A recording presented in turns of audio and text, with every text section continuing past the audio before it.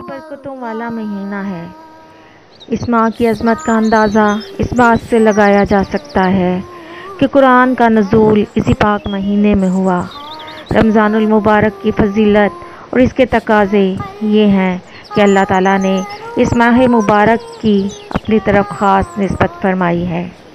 رمضان کا پہلا عشرہ رحمت، دوسرا عشرہ مغفرت اور تیسرا عشرہ جہنم کی آگ سے نجات کا ہے۔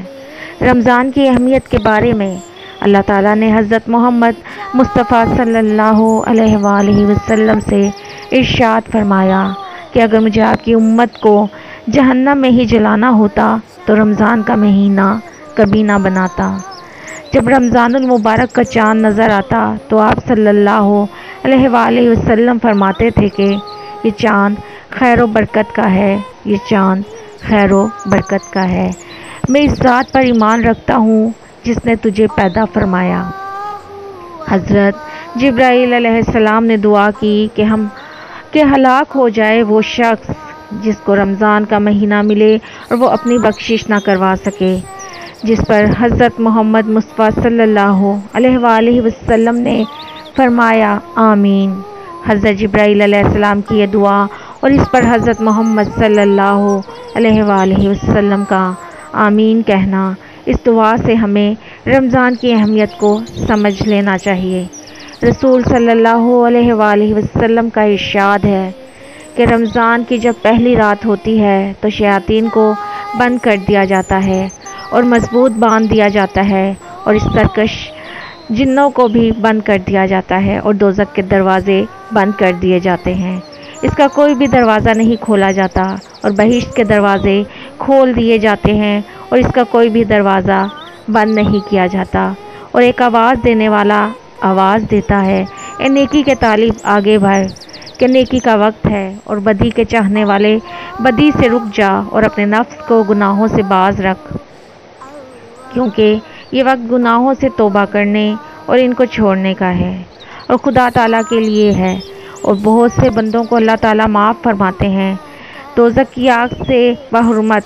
اور اس ماہ مبارک کے یہ آزاد کرنا رمضان شریف کی ہر رات میں شب قدر کے ساتھ مخصوص نہیں۔ روزہ وہ عظیم فریضہ ہے جس کو رب ذوالجلال نے اپنی طرف سے منسوخ فرمایا ہے، اور قیامت کے دن رب تعالیٰ اس کا بدلہ اور اجر بغیر کسی واسطہ کے بذات خود روزہ دار کو عنایت فرمائیں گے۔ خداوند کریم نے اپنے بندوں کے لیے عبادات کے جتنے بھی طریقے بتائے ہیں ان میں کوئی نہ کوئی حکمت ضرور پوشیدہ ہے۔ نماز خدا کے وصال کا ذریعہ ہے، اس میں بندہ اپنے معبود حقیقی سے گفتگو کرتا ہے۔ روزہ بھی خدا تعالیٰ سے لو لگانے کا ایک ذریعہ ہے۔ حدیث مبارک میں ہے رمضان شہر اللہ، رمضان اللہ تعالیٰ کا مہینہ ہے، جس سے پتہ چلتا ہے کہ اس مبارک مہینے سے رب ذوالجلال کا خصوصی تعلق ہے، جس کی وجہ سے یہ مبارک مہینہ دوسرے مہینوں سے ممتاز اور جدا ہے۔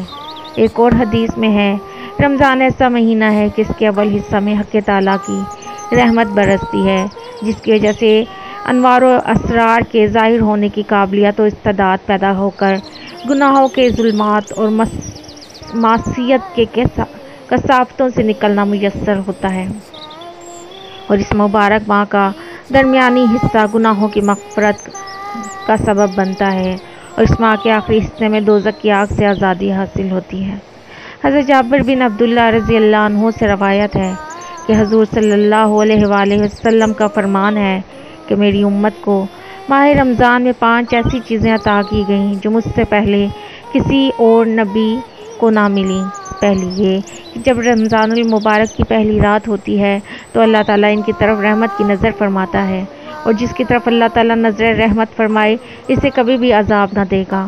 دوسری یہ کہ شام کے وقت ان کے منہ کی بو جو بھوک کی وجہ سے ہوتی ہے اللہ تعالیٰ کے نزدیک مشک کی خوشبو سے بھی بہتر ہے۔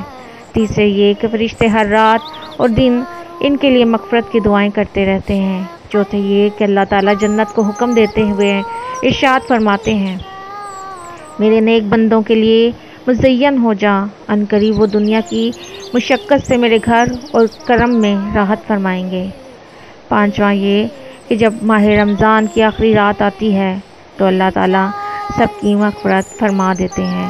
حضرت سہل بن سعد رضی اللہ تعالیٰ عنہ سے روایت ہے، جنت کا ایک دروازہ جس کا نام ریان ہے، جس سے قیامت کے دن صرف روزے دار گزارے جائیں گے، ان کے علاوہ اس دروازے سے کوئی دوسرا نہیں گزرے گا۔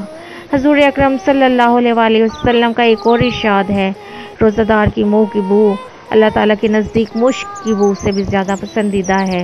گویا روزہ دار اللہ تعالیٰ کا محبوب ہو جاتا ہے، اس کی منہ کی بو بھی اللہ تعالیٰ کو پسند اور خوشگوار ہوتی ہے۔ رمضان کے اس مبارک ماہ کی ان تمام فضیلتوں کو دیکھتے ہوئے مسلمانوں کو اس مہینہ میں عبادت کا خاص اہتمام کرنا چاہیے اور کوئی لمحہ ضائع اور بیکار نہیں جانے دینا چاہیے۔ اس ماہ مبارک میں ایسے انداز میں عبادت کو فرض کر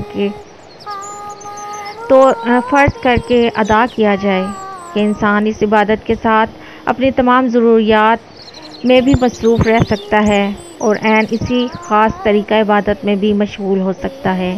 ایسی خاص طریقہ عبادت کو روزہ کہا جاتا ہے، جسے اس ماہ میں فرض فرما دیا گیا ہے۔ روزہ ایک عجیب عبادت ہے کہ انسان روزہ رکھ کر اپنے ہر کام کو انجام دے سکتا ہے۔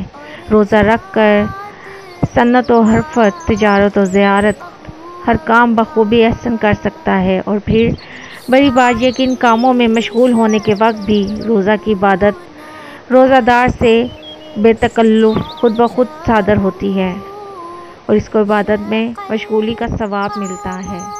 سبحان اللہ۔